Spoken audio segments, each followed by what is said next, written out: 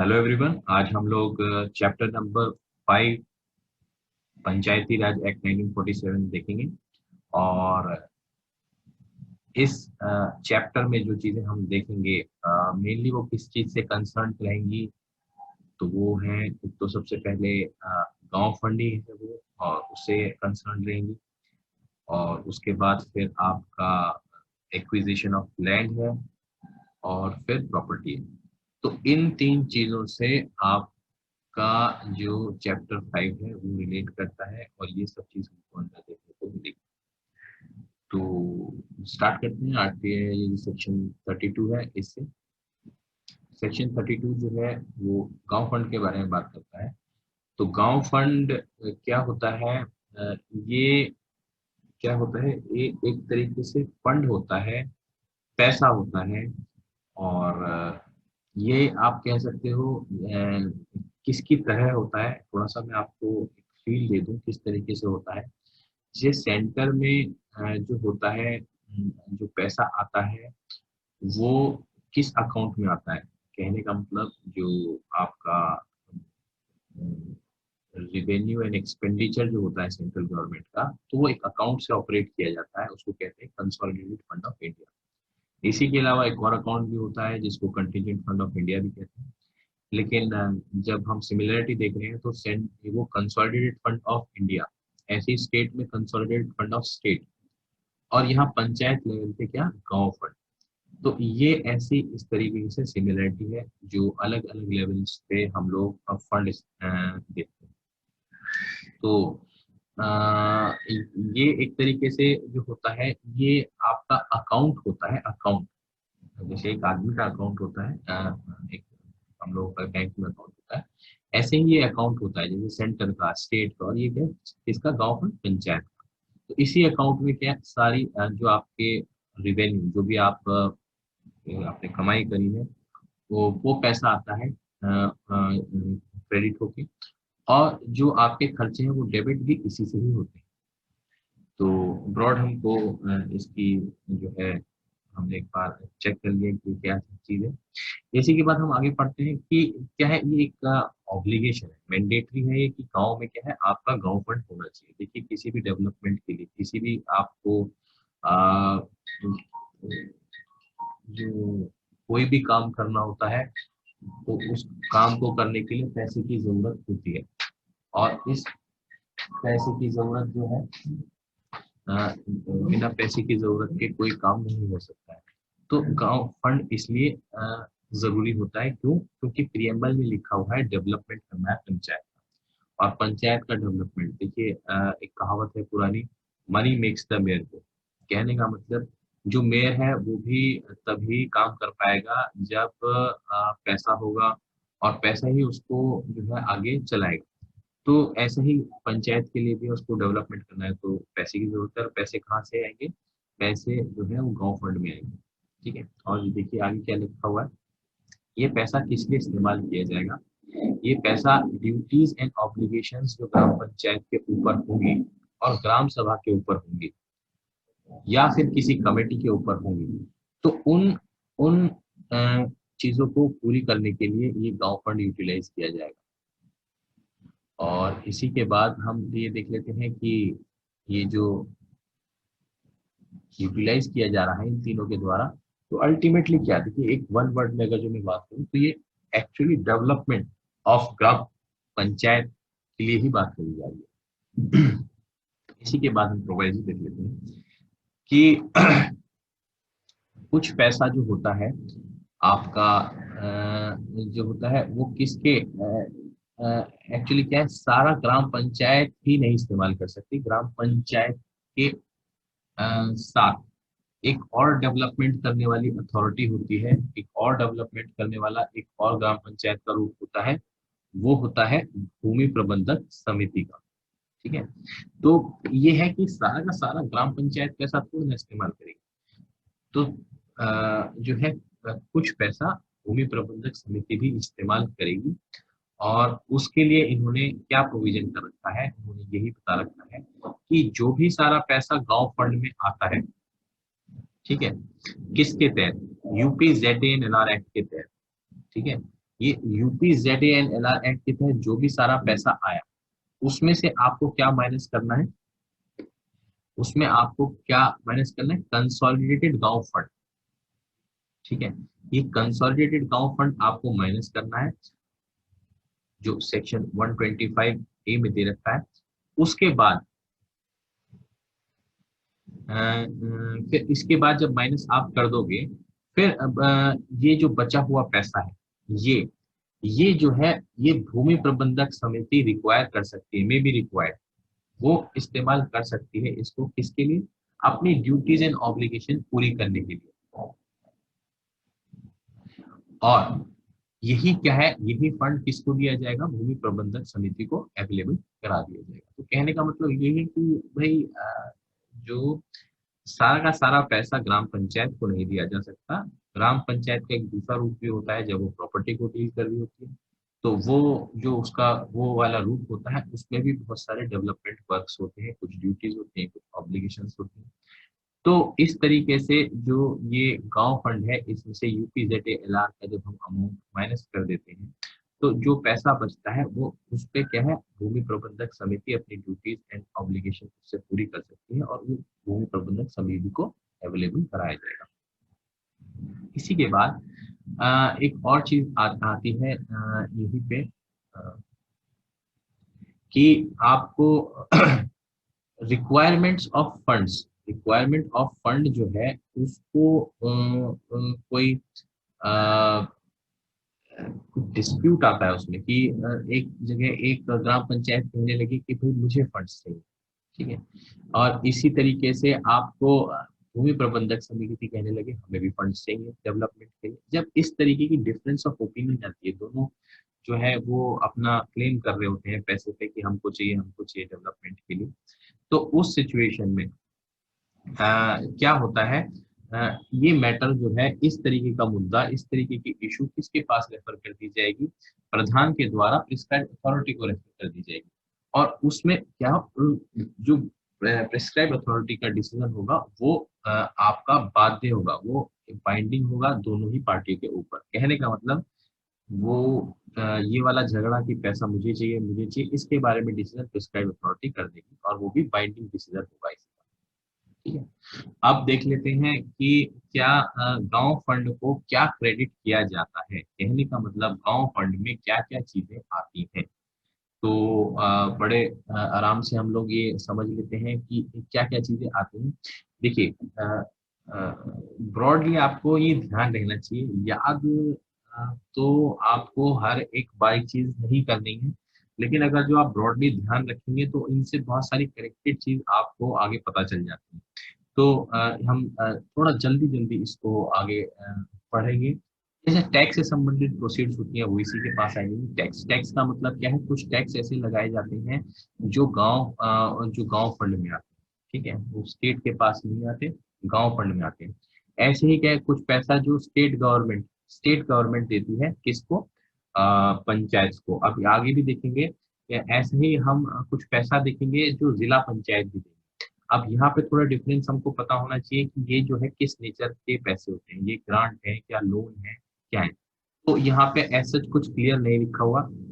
और आगे क्या है, आगे अभी हम देखेंगे आगे आने वाले सेक्शंस में ये लिखा हुआ है कि ग्रांट इन एड भी दी जा सकती है स्टेट गवर्नमेंट से। तो वो ग्रांट इन एड स्पेसिफिकली एक सब क्लॉज में दी हुई है, तो ये क्या है, ग्रांट की भी नेचर नहीं है। तो क्या है ये, क्या ये लोन हो सकता है, तो हाँ ये ऑफकोर्स लोन हो सकता है, तो ऐसा भी पॉसिबल है। ऐसे ही इसी की तरह मैं आपको बता चुका हूँ कि जो ये लोन है उसके लिए भी एक अलग से प्रोविजन दे रखा है, स्पेसिफिक प्रोविजन है कि स्टेट गवर्नमेंट जो है लोन भी प्रोवाइड कर सकती है जिला पंचायत को। बहरहाल यहाँ पे हम ए और बी देख चुके हैं कि टैक्स और यहाँ पे कुछ पैसा जो स्टेट गवर्नमेंट देती है वो इसके गांव फंड के अकाउंट में आ सकता है।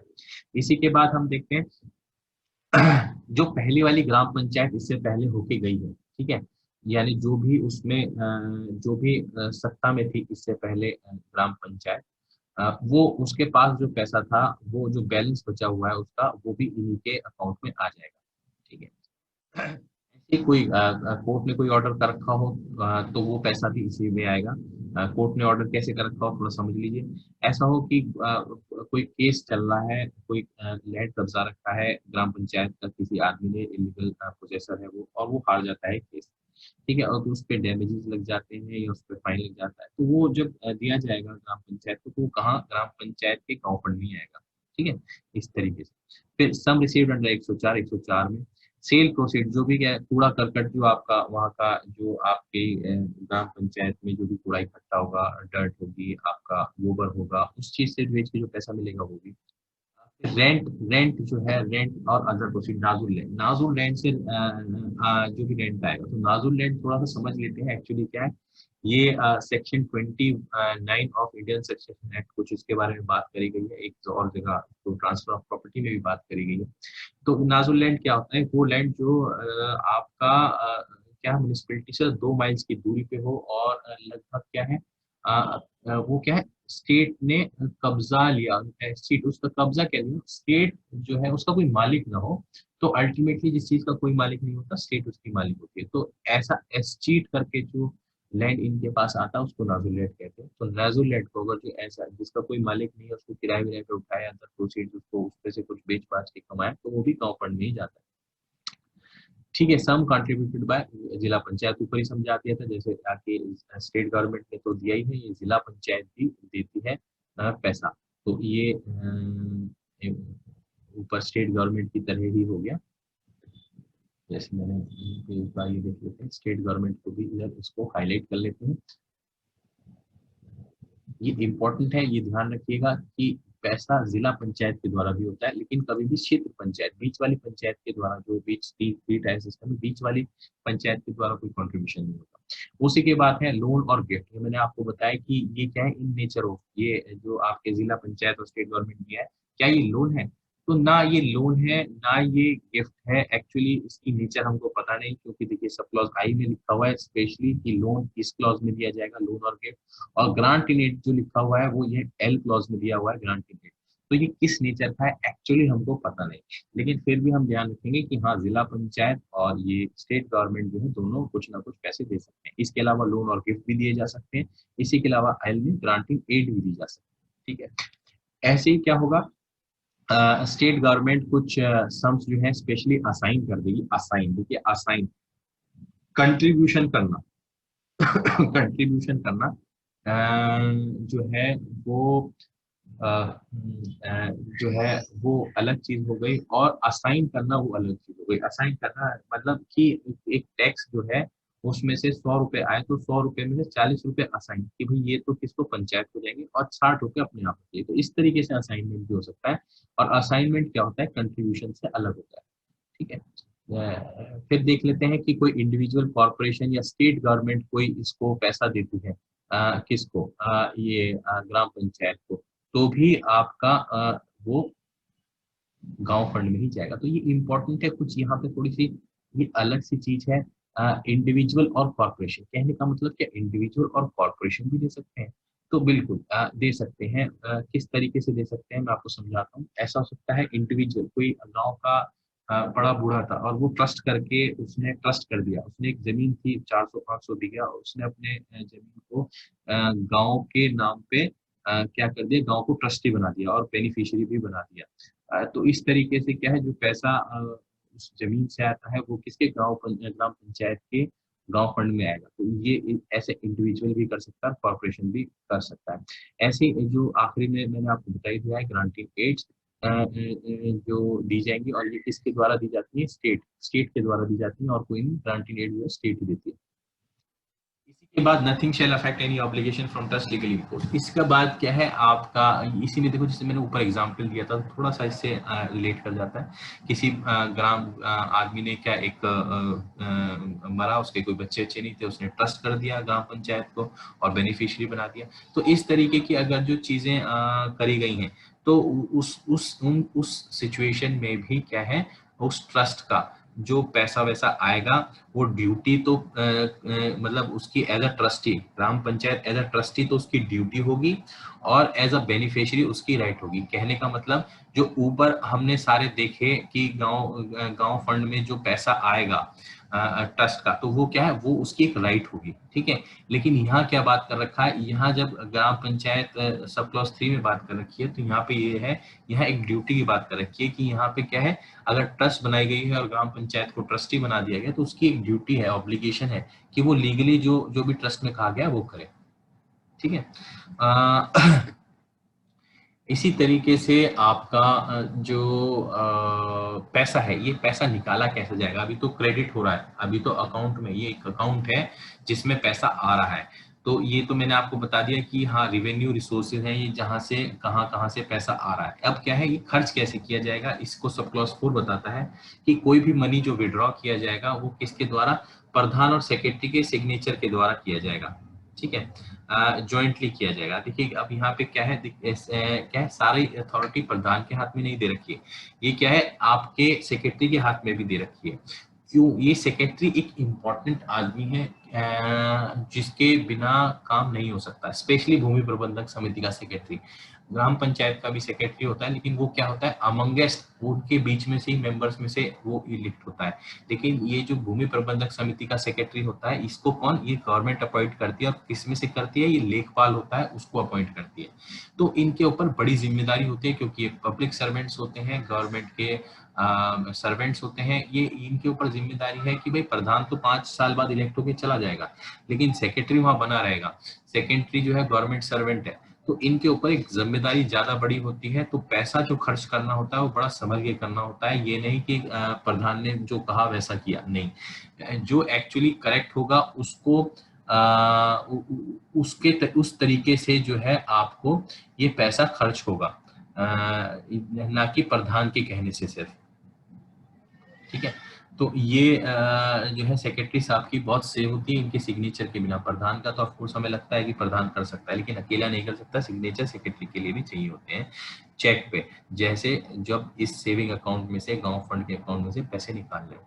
इसी के बाद हम देख लेते हैं कि ये जो बात होती है कि फाइनेंस कमीशन, एक फाइनेंस कमीशन जो है वो अपॉइंट किया जाएगा किसके द्वारा, गवर्नर के द्वारा। और 1992 की जो ये एक्ट आई थी, जो आपका कॉन्स्टिट्यूशनल एक्ट नहीं थी, कॉन्स्टिट्यूशनल अमेंडमेंट जो था ये आया था, तो इसके बाद क्या है, एक गवर्नर के पास ऑब्लिगेशन हो गई थी, ऑब्लिगेशन उसके ऊपर एक जिम्मेदारी हो गई थी कि उसको विद इन 1 ईयर क्या था, आपको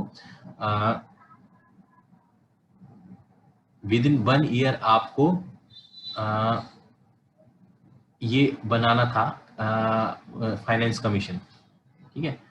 तो ये आर्टिकल जो है, ये है फाइनेंस कमीशन जो है आपको 32A में दिखेगा।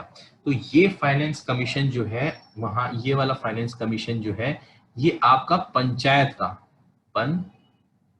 CHAYAT एंड स्टेट के बीच का आपका जो है फाइनेंस कमीशन है। ये सेंटर,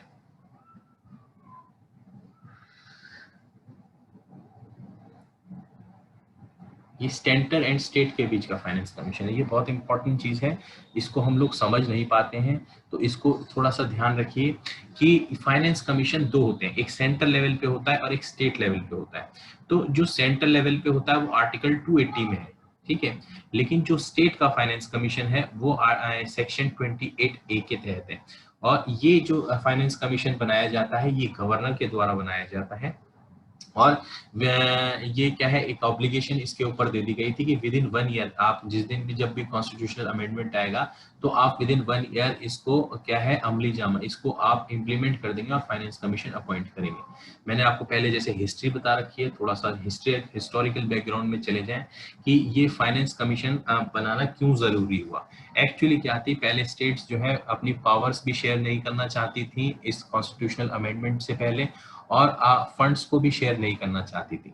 लेकिन जैसे ही कॉन्स्टिट्यूशनल अमेंडमेंट आया तो जो है ऑफ कोर्स उनके ऊपर एक ऑब्लिगेशन तो कॉन्स्टिट्यूशनल अमेंडमेंट से हो ही गई कि आप अपनी पावर को जो है शेयर करोगे, और आपके ऊपर ऑब्लिगेशन है, आप क्या है, आप पंचायत जो है सेटअप करोगे ही करोगे अपनी स्टेट में। इसी के बाद जो आपका दूसरा इन्होंने एक ऑब्लिगेशन डाली, वो ये डाली कि चलो आप ऐसा भी कर सकते हो कि हमारी आंख में धूल झोंक के, कहने का मतलब ये सेंटर सोच रहा है कि आप सेंटर की आंख में धूल झोंक के क्या है उसको स्टेट में पंचायती राज सिस्टम सेटअप भी कर दो, आप वहां पे पंचायत भी सेटअप कर दो, लेकिन आप क्या कर दो, आप उनको पैसा ना दो, तो टूथलेस टाइगर बना दो। तो इसके लिए भी क्या है, कॉन्स्टिट्यूशन में भी ऑब्लिगेशन डाली गई। और इसी के लिए क्या किया गया, ये जो है इसके लिए यहाँ एक सेक्शन भी डाल दिया गया कि जो है आप गवर्नर जो है, जैसे ही आपका ये अमेंडमेंट हुआ तो गवर्नर को विद इन 1 ईयर ये फाइनेंस कमीशन बिठाना है, और उसकी स्पेसिफिकली सबसे बड़ी जिम्मेदारी जो है वो यही होगी कि कैसे डिस्ट्रीब्यूट करेगा जो रिवेन्यू स्टेट को मिली है, वो कैसे डिस्ट्रीब्यूट रिकमेंडेशंस करेगा कि कितना पैसा जो है पंचायत के पास जाए और कितना पैसा स्टेट गवर्नमेंट के पास जाए। तो इस तरीके की रिकमेंडेशंस कर देता है फाइनेंस कमीशन। तो कहने का मतलब क्या है, पावर भी शेयर हो रही है, और जो फाइनेंशियल जो फंड्स हैं और जो वो है वो भी शेयर होने के शेयर होगी किसके बाद, आफ्टर कॉन्स्टिट्यूशनल अमेंडमेंट के बाद। और एज क्या कैसे कैसे इस चीज को एनफोर्स किया जाएगा, क्योंकि ये क्या है, ये कॉन्स्टिट्यूशनल ऑब्लिगेशन है, सिंपल स्टैट्यूटरी ऑब्लिगेशन नहीं है, ये कॉन्स्टिट्यूशनल ऑब्लिगेशन है, इस वजह से। तो यहाँ पे यही लिखा हुआ है, गवर्नर विद इन 1 ईयर जो है इसको सेटअप करेगा। उसके बाद देखते हैं कॉन्स्टिट्यूट फाइनेंस कमीशन किस चीज के लिए करेगा, क्या उसका जॉब होगा। तो यहाँ पे देख लेते हैं, उसका जॉब होगा रिव्यू करना फाइनेंशियल पोजीशन, कहने का मतलब ग्राम पंचायत की फाइनेंशियल स्थिति देखना, और तीनों तीनों ना कि एक बल्कि तीनों, ग्राम पंचायत, क्षेत्र पंचायत और आपका जिला पंचायत, इन तीनों की पोजीशन आपको देखनी है। और इसके बाद जब आप इन तीनों की पोजीशन देख लेते हैं कि भाई किस स्थिति में कितना डेवलपमेंट इनको करने के लिए कितना पैसा चाहिए, जब इस तरीके से आप सब चीजों को आकलन कर लेते हैं, उसके बाद आप रिकमेंडेशंस करेंगे किसको, गवर्नर को रिकमेंडेशंस करेंगे। और गवर्नर को रिकमेंडेशंस करेंगे, उसमें आप प्रिंसिपल्स बताएंगे, आप प्रिंसिपल्स बताएंगे कि किस तरीके से स्टेट और ग्राम पंचायत में जो है पैसा, जो नेट प्रोसीड्स हैं वो बटेंगे। तो एक तो प्रिंसिपल आप ये बताएंगे, तो प्रिंसिपल बताने के बाद क्या है, आप प्रिंसिपल के बाद बताएंगे कि 100 रुपए अगर जो स्टेट इकट्ठा करती है, तो 100 में से क्या है 40 रुपया आपका पंचायत के पास जाएगा, और 60 रुपए जो है आपका स्टेट गवर्नमेंट के पास जाएगा। तो इस तरीके का सिद्धांत, यानी आपका कितना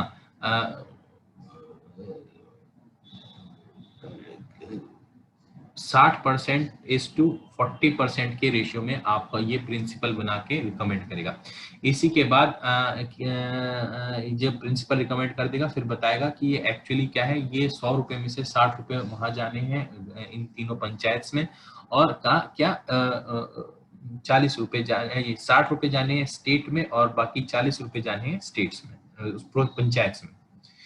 इसी के बाद ग्राम पंचायत और क्या करेगा, जो है ये डिटरमाइन करेगा, ये निश्चित करेगा कि जो टैक्स, ड्यूटीज, टोल्स और फीस है वो कौन असाइन करेगा, वो मतलब इनमें से कौन सी असाइन कर दी जाएंगी, कहने का मतलब कौन सी असाइन कर दी जाएंगी, कौन सी अप्रोप्रिएट कर दी जाएंगी। कहने का मतलब आप ये समझ लीजिए, असाइन करने का मतलब और अप्रोप्रिएट करने का मतलब ये है कि कोई टैक्स फिक्स लगाए तो उसको एक तरीके से कलेक्ट कौन करेगा, स्टेट कलेक्ट करेगी या पंचायत कलेक्ट करेगी, और कलेक्ट करने के बाद उसमें से कितना हिस्सा, अगर हिस्सा लिखा है या सारा का सारा हिस्सा या सारा का सारा, क्या ग्राम पंचायत, क्षेत्र पंचायत और जिला पंचायत को जाएगा, और क्या दूसरों को जाएगा, यानी स्टेट को जाएगा। ठीक है। इसी के बाद ग्रांट इन एड की बात आ जाती है। ग्रांट इन एड्स के बारे में भी कौन, फाइनेंस कमीशन ही बताता है। ग्रांट इन एड्स कौन देगा, ग्रांट इन एड्स की बात यहाँ पे क्या हो रही है, यहाँ जिला, जो ये तीनों टायर है ऑफ पंचायती राज इंस्टीट्यूशन, उसके सिस्टम, उसी के उनको किस तरीके से आप ग्रांट इन एड देंगे, तो उनको कितनी ग्रांट इन एड देंगे वो भी फाइनेंस कमीशन ही बताएगा। तो यहाँ तो इनको ग्रांट इन एड देने की बात होती है, लेकिन जब 280 आर्टिकल 280 की बात कर रहे हैं तो स्टेट को ग्रांट इन एड देने की बात होती है। इसी के बाद हम देख लेते हैं फाइनेंशियल पोजीशन किस तरीके से इंप्रूव करी जाए, ये तीनों जो टायर्स होते हैं पंचायती राज सिस्टम के, इनके फाइनेंशियल पोजीशन किस तरीके से इंप्रूव करी जाए, इसकी रिकमेंडेशंस भी कौन, फाइनेंस कमीशन देता है गवर्नर को, ठीक है। और एनी अदर मैटर, यानी इसके बाद तो सारा मैटर ही खोल दिया कि कोई एनी अदर मैटर जो गवर्नर कहता है, ठीक है, वो जो गवर्नर कहता है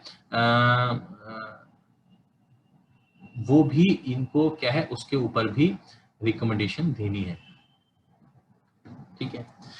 इसी के बाद ये किन किन लोगों से कंसिस्ट होता है, तो ये फाइनेंस कमीशन में एक चेयरमैन होता है और 2 मेंबर्स होते हैं। देखिए कितना कम स्टाफ है इनके ऊपर, तो ये भी अपने आप में एक इसकी जो है पंचायती राज सिस्टम की एक ड्रॉबैक है, कमी है कि क्यों इफेक्टिवली इम्प्लीमेंट नहीं हो पाता, तो ये एक स्टाफ की कमी, यानी कहने का मतलब जो रिकमेंडेटरी बॉडी है उसका स्टाफ ही इतना कम है, तो कैसे चीज़ों को आप इम्प्लीमेंट कर सकते हो, तो ये भी कमी आती है एक,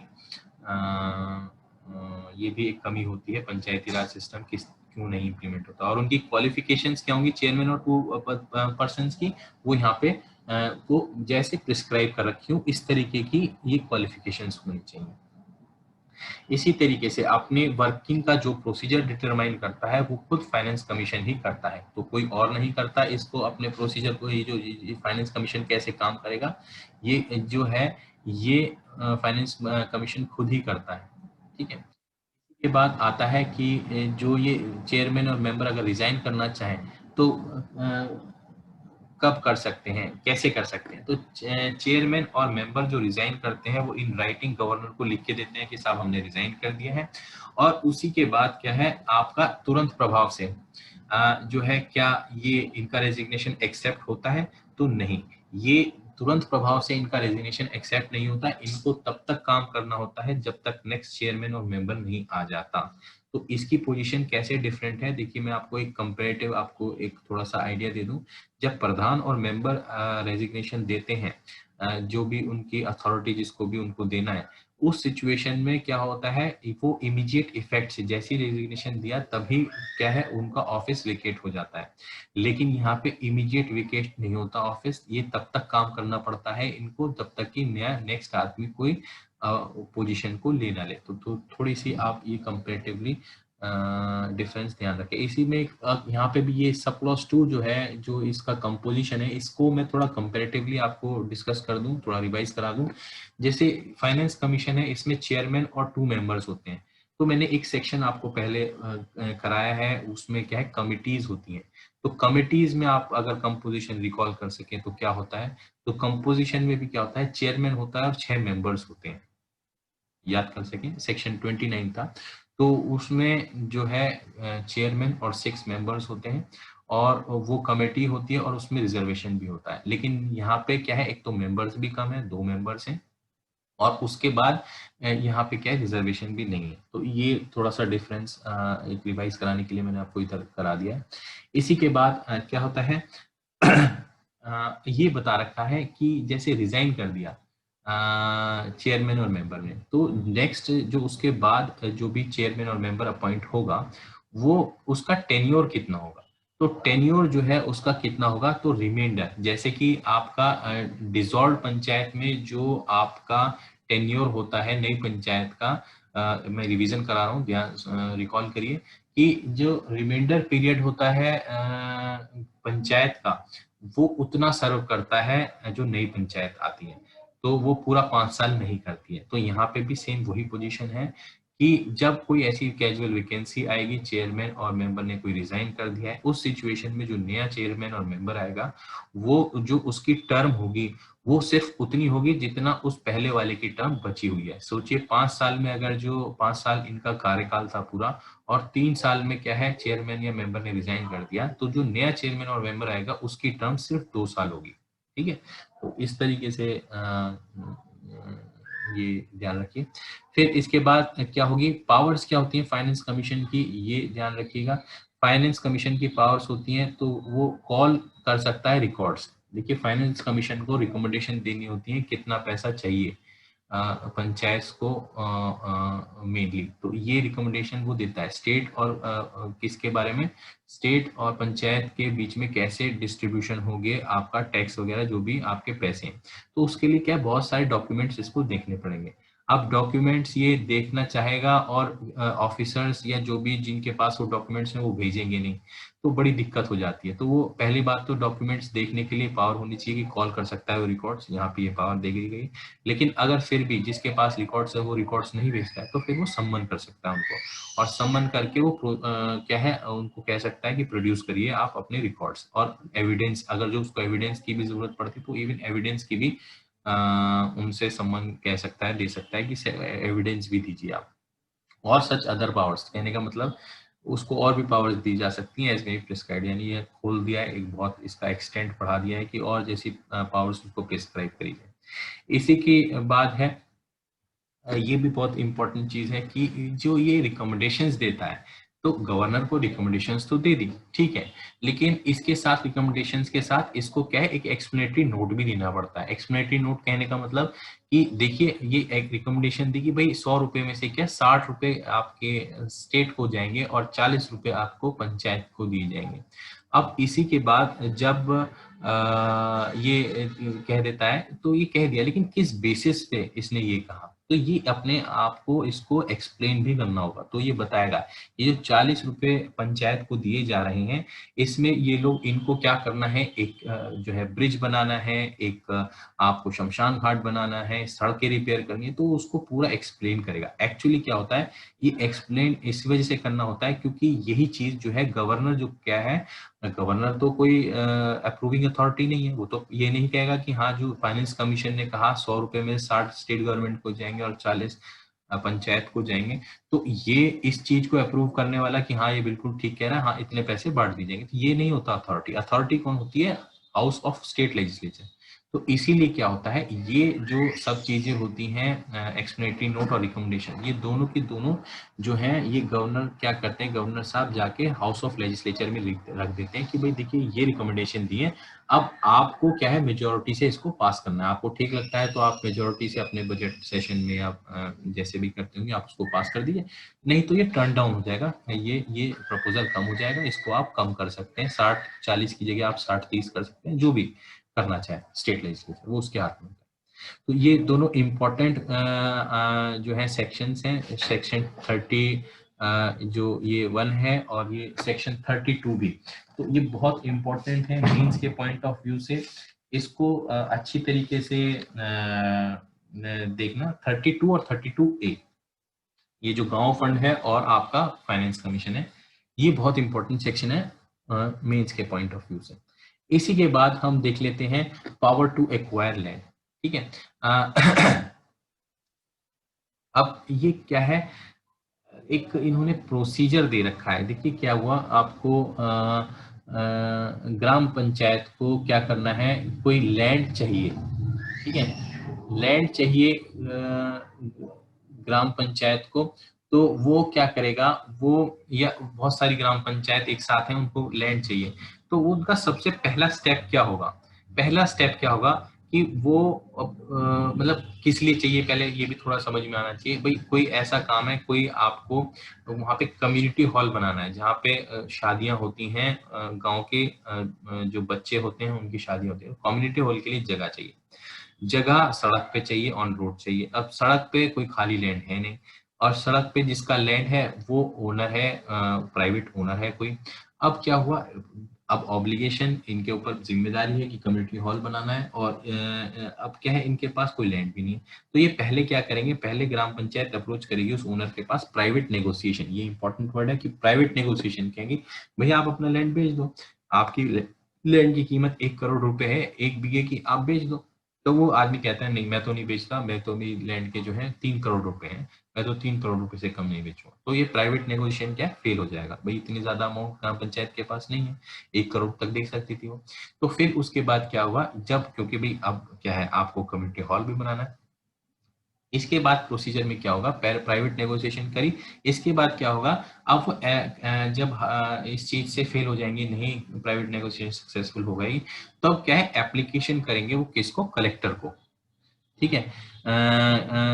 तो ये कलेक्टर को जब वो करेंगे तो कलेक्टर जो है क्या करेगा, कलेक्टर देखेगा कि हाँ ये सब बिल्कुल जेन्युइन इनका रिक्वायरमेंट है, तो वो उस जेन्युइन रिक्वायरमेंट को क्या करेगा, कहेगा ठीक है। उसके बाद वो क्या है, लैंड एक्विजिशन करेगा उसका। और ये लैंड एक्विजिशन क्या है, जो भी एक प्रोसीजर दे रखा है लैंड एक्विजिशन एक्ट के तहत, उसके तहत कलेक्टर यानी गवर्नमेंट, एक तरीके से जो स्टेट गवर्नमेंट है वो उस लैंड को एक्वायर करके पंचायत को दे देगी।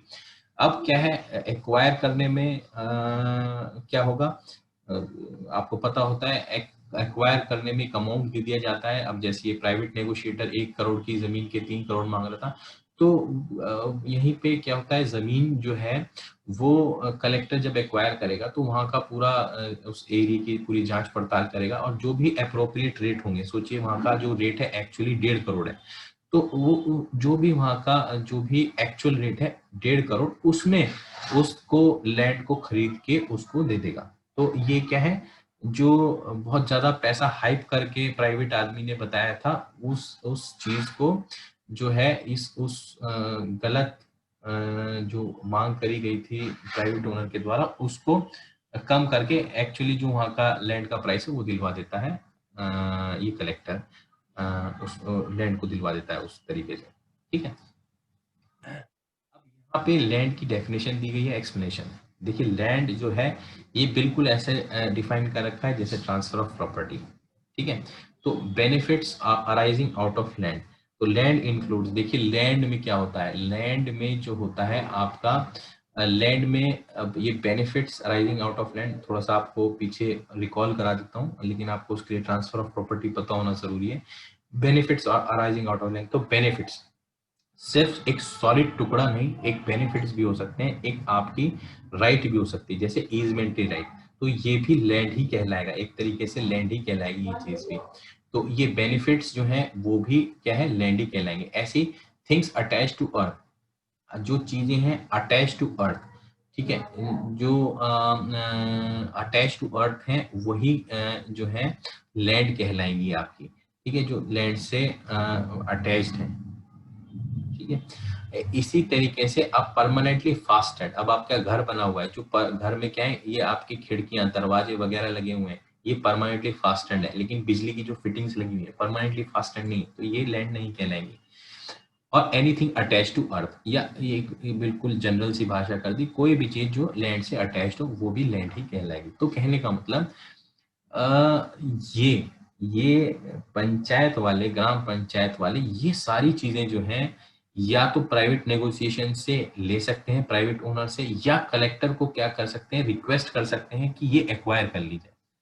तो कहने का मतलब बहुत लैंड का दायरा एक बहुत बड़ा दायरा है, और वो सिर्फ इमूवेबल प्रॉपर्टी से रिलेट नहीं होता, उसमें कुछ आपके इनकॉर्पोरियल राइट्स भी होते हैं, जो होते हैं भाई। इनकॉर्पोरियल का मतलब जो पकड़ी ना जा सके। लैंड तो एक ऐसा चीज है जो आप उसको उसके ऊपर पोजेस कर सकते हो, लेकिन बेनिफिट्स ऐसी चीज नहीं है जो पकड़ी जाए, एक राइट है, वो तो इनटेंजिबल है। तो ऐसी चीजें जो है वो भी ग्राम पंचायत और कलेक्टर द्वारा क्या है, प्राइवेट नेगोशिएशन से या एक्विजिशन से ली जा सकती है। इसी के बाद सेक्शन 34 देख लेते हैं। सेक्शन 34 क्या कहता है, प्रॉपर्टी वेस्टेड इन ग्राम पंचायत, ये इसकी हेडिंग है। देखिए यहाँ ये सेक्शन थोड़ा सा इस वजह से इंपॉर्टेंट होता है, कभी कभी एग्जामिनर्स घुमाना चाहेगा आपको। क्यों घुमाना चाहेगा, क्योंकि वो बच्चे को थोड़ा कॉन्सेप्ट नहीं पता होगी, तो वो सोचेगा इसको चेक करता हूँ कि कितनी गहराई से इसको कॉन्सेप्ट पता है। ठीक है। तो मैंने आपको बताया ग्राम पंचायत का एक दूसरा रूप भी होता है भूमि प्रबंधक समिति, और वो क्या है, लैंड से संबंधित सारे काम करता है, प्रॉपर्टी से संबंधित सारे काम करता है। तो अब ऐसा लगता है कि ये जो प्रॉपर्टी है, कि कहीं ना कहीं जब ये बात किसकी करी जा रही है, प्रॉपर्टी और लैंड की बात करी जाती है, तो कहीं ना कहीं वो प्रॉपर्टी और लैंड का मालिक कौन होगा, वो भूमि प्रबंधक समिति होगी। एक ऐसा गलत इंप्रेशन दिमाग में आ जाता है, लेकिन इसमें ऐसा नहीं है। एक्चुअली क्या है, जो भी प्रॉपर्टी होगी, जो भी property situated in jurisdiction of gram panchayat, ठीक है, तो वो किसकी प्रॉपर्टी होगी, वो ग्राम पंचायत की ही प्रॉपर्टी होगी। ठीक है, वो भूमि प्रबंधक समिति की नहीं होगी। भूमि प्रबंधक समिति इज ओनली अ मैनेजर। अगर जो आप ब्रॉड टर्म में देखें तो वो सिर्फ मैनेजमेंट, ज्यादा स्पेसिफिकली वो सिर्फ मैनेजमेंट करता है, ठीक है। लेकिन जो ग्राम पंचायत है वो लैंड से संबंधित क्या करता है, डायरेक्शन, मैनेजमेंट और कंट्रोल, ठीक है। तो जो मालिक होता है वो ग्राम पंचायत ही होता है, और इसी वजह से आप एक, मैंने आपको जो पहले भूमि प्रबंधक समिति करा रहा था, उसके पास ट्रांसफर की पावर नहीं होती। देखिए, ट्रांसफर वही आदमी कर सकता है जिसमें प्रॉपर्टी वेस्ट करती हो या वो जिसका ओनर हो, ठीक है। तो यहाँ पे वहां आपने भूमि प्रबंधक समिति में देखा था कि उसको ट्रांसफर की पावर नहीं है। तो वो इसी वजह से नहीं है क्योंकि उसके पास उसमें प्रॉपर्टी वेस्ट नहीं करती और वो एक तरीके से ओनर नहीं है प्रॉपर्टी का। तो ओनर कौन है, ग्राम पंचायत जो है वो ओनर है प्रॉपर्टी का। अब हम आगे देख लेते हैं कि ये क्या है। यहाँ ऊपर वाली चीज को यहाँ पे इसको दोबारा बताया गया है। मैंने आपको बताया था ऊपर कि गांव फंड में कौन कौन सा पैसा आता है, ठीक है। तो यहाँ पे भी ये लिखा है कि अगर मार्केट्स और फेयर्स लगेंगे तो वो मैनेज और रेगुलेट तो ग्राम पंचायत द्वारा किए जाएंगे, ठीक है। वो ऑफ कोर्स इनके द्वारा किए जाएंगे, मैनेज और रेगुलेट, ठीक है। और लेकिन उनका पैसा जो भी आएगा उन मार्केट और फेयर से, जो भी कुछ फीस वीस लगा रखी है, वो कहाँ जाएगा, वो गांव फंड में चला जाएगा, ठीक है। तो वो गांव फंड में जाएगा। तो वो ऊपर वाली चीज को यहाँ पे बता रखा है। थोड़ा सा एक ये क्यों यहाँ पे डाल रखा है, वहां क्यों नहीं डाल रखा है, तो यहाँ पे फिर वही वाली बात है, एक कंफ्यूजन होता है कई बार कि ऐसा होता है मार्केट और फेयर्स लगते हैं लैंड पे, और लैंड जो होता है, लैंड से संबंधित मैनेजमेंट के काम किसके होते हैं, सारे भूमि प्रबंधक समिति के। अब भूमि प्रबंधक समिति के जब काम होते हैं तो जो क्या ये मार्केट्स और फेयर्स क्या सिर्फ ग्राम पंचायत लगाएगा, क्या भूमि प्रबंधक समिति का उसमें कोई रोल नहीं होगा। तो एक चीज तो यहाँ पे ये क्लियर हो जाती है कि जो इनको मैनेज और रेगुलेट किया जाएगा वो स्पेसिफिकली ग्राम पंचायत द्वारा किया जाएगा। लेकिन ऐसा नहीं है, भूमि प्रबंधक समिति इन मार्केट्स और फेयर्स में बिल्कुल इंटरफेयर नहीं करेगी, क्योंकि वो मैनेजर है लैंड की, लैंड का मैनेजमेंट देखती है, तो उसका भी कहीं ना कहीं मार्केट और फेयर्स में कुछ ना कुछ मैनेजमेंट से संबंधित रोल रहेगा। अभी आप जब देखेंगे, आपने पहले कहीं भूमि प्रबंधक समिति जो सेक्शन मैंने पढ़ाया था उसमें देखेंगे मार्केट और फेयर्स में क्या है, भूमि प्रबंधक समिति भी कहीं ना कहीं मैनेजमेंट कर रही है। लेकिन बड़ा रोल किसका है, बड़ा रोल ग्राम पंचायत का है ऑफकोर्स। और इसी के बाद एक और भी चीज ध्यान रखेंगे कि अगर जो उस लैंड से संबंधित कोई पैसा रिसीव होता है, कोई फी भी लगा रखी है, तो देखिए भूमि प्रबंधक समिति का तो कोई फंड नहीं होता अलग से, तो उसको तो मिलेंगे नहीं वो पैसे। तो किसको मिलेंगे, वो ग्राम पंचायत के ग्राम फंड में ही जाएंगे। तो ये भी चीज, ये दोनों चीजें जो है कंफ्यूजन क्लियर करती हैं भूमि प्रबंधक समिति के कंपैरिजन में जब हम चीजों को देखते हैं। अब इसी के बारे में हम थोड़ा देखते हैं कि कब जब डिस्प्यूट जो होती है, जब डिस्प्यूट हो जाती है किसी को ओनरशिप को लेके, ठीक है, कि जो कौन ओनर है प्रॉपर्टी का, इस तरीके की कोई डिस्प्यूट आ जाती है तो उसमें क्या होता है, पहला जो राउंड होता है वो यही होता है कि ग्राम पंचायत क्या करेगी, एक अपॉर्चुनिटी देगी दूसरे जो आदमी है जो क्लेम कर रहा है कि साहब ये तो मेरा लैंड है, ये ग्राम पंचायत का लैंड है ही नहीं। तो इस तरीके के जब कोई डिफरेंस ऑफ ओपिनियन आ जाता है तो ये नहीं ग्राम पंचायत के हाथ में पावर है और वो क्या है, उस एरिया जुरिडिक्शन में क्या है, वो एक तरीके की गवर्नमेंट है तो वो उसको आदमी को दबा देगी नहीं। तो उसमें क्या है, आपका आर्बिट्रेरीनेस नहीं रहनी चाहिए। तो उसमें क्या होगा, रीजनेबल अपॉर्चुनिटी दी जाएगी आदमी को और उसको सुना भी जाएगा, और तब उसका जो ये क्लेम है उसको डिसाइड किया जाएगा कि वाकई ये प्रॉपर्टी ग्राम पंचायत की है या फिर ये किसी आदमी की है। तो कहने का मतलब, पावर जो होती है वो it should not be use arbitrarily by the gram panchayat, but in fact an opportunity, वो भी reasonable opportunity must be given of being heard to the person who is claiming to be the owner of the property, and thereby implement the provisions of non-arbitrariness and natural justice, ठीक है। तो इस तरीके से ये देखते हैं। Power to borrow, power to borrow जो है पैसा, अब ग्राम पंचायत जो है मैंने आपको बताया ऊपर जो आपने फंक्शंस देखे थे, फंक्शंस कह रहा हूँ, जो पैसा ग्राम गांव फंड में आ रहा था, मैंने आपको बताया था कि या तो वो खैरात यानी ग्रांट की तरह जिसको पे वापस नहीं करना होता, या फिर वो लोन जिसको क्या है एक जिम्मेदारी ऑब्लिगेशन, जिसको एक लाइबिलिटी है जो पे करनी पड़ती है।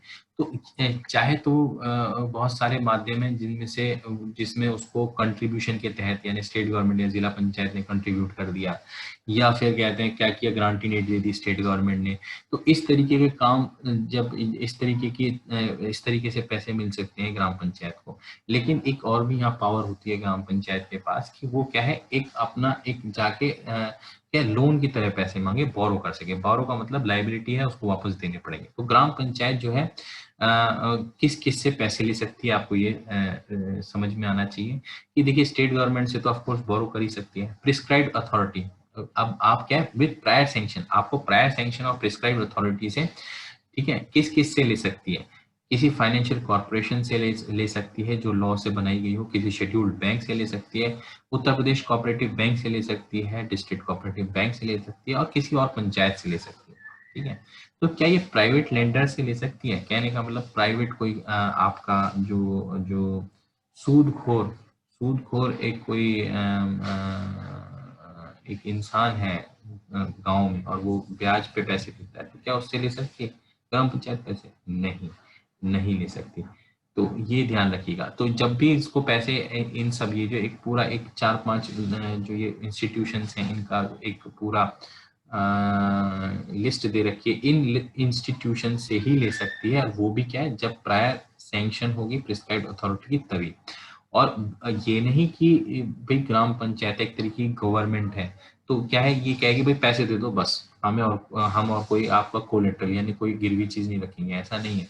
जो भी सच कंडीशंस जो कि प्रिस्क्राइब होंगी, जो भी एक गवर्नमेंट को पैसा देने के लिए जो भी कुछ गिरवी रखना चाहिए होता होगा जो प्रिस्क्राइब है, उन चीजों को रखना पड़ेगा।